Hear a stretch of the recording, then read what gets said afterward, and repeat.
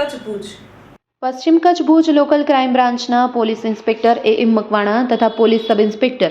જેબી જાદવ તથા એમએચ શિણોલ સાહેબનાઓએ જુગારની બધી નેસ્તનાબૂદ કરવા લોકલ ક્રાઇમ બ્રાન્ચના સ્ટાફને સૂચના આપેલ હતી। તે દરમિયાન આજરોજ એએસઆઈ સુરેન્દ્રસિંહ ઝાલા તથા પોલીસ હેડ કોન્સ્ટેબલ રાજેન્દ્રસિંહ રાઠોડનાઓને સંયુક્ત અને ખાનગી રાહે બાતમી હકીકત મળી કે 7 જોટા બજારની પાછળ નવાવાસ માધાપર ખાતે રહેતા ચંદ્રસિંહ બાલુભા જાડેજા પોતાના કબજા ભોગવટાના રહેણાંક મકાનના ઉપરના માળે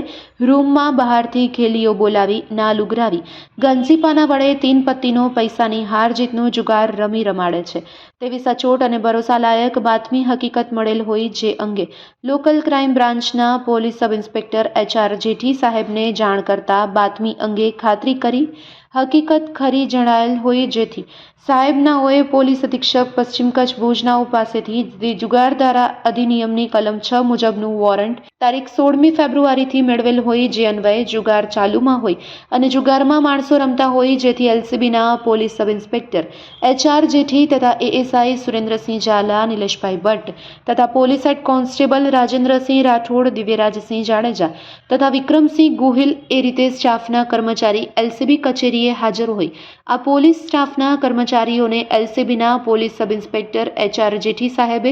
ઓફિસમાં બોલાવી આ બાતમી અંગે વાકેફ કરી બાતમીવાળી જગ્યાએ જઈ રેડ કરતા કેટલાક ઇસમોને ગંજીપાના વડે રૂપિયા પૈસાની હાર જીતનો જુગાર રમતા મુદ્દામાલ સાથે પકડી પાડેલ છે, જેમાં પકડાયેલ આરોપી દિલીપસિંહ મેરામણજી જાડેજા, પંકજભાઈ બાબુભાઈ આહિર, કાંતિલાલ વેલજી ઠક્કર, અશ્વિન ઉર્ફે પપ્પુ અનિલભાઈ ઠક્કર, તેજસ શાંતિલાલ રાઠોડ, નરસિંહ ગોપાલભાઈ જાટિયા, નવલસિંહ હટુબા વાઘેલા આમ કુલ 7 આરોપીની અટકાયત કરવામાં આવી છે, તો ચંદ્રસિંહ બાલુભા જાડેજા અને ઉદયરાજ સોલંકીને પકડવાના હજુ પણ બાકી છે। પકડી પાડવામાં આવેલ આરોપી પાસેથી 1,42,600 રોકડ રૂપિયા,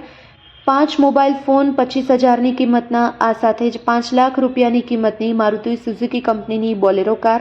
10 લાખ રૂપિયાની કિંમતની સફેદ કલરની કિયા કંપનીની સેલ્ટોસ કાર એમ કુલ મળી 16,67,600 રૂપિયાનો મુદ્દામાલ કબજે કરવામાં આવ્યો છે। આ સમગ્ર કામગીરીમાં પશ્ચિમ કચ્છ ભુજ લોકલ ક્રાઇમ બ્રાન્ચના સ્ટાફના માણસો જોડાયા હતા।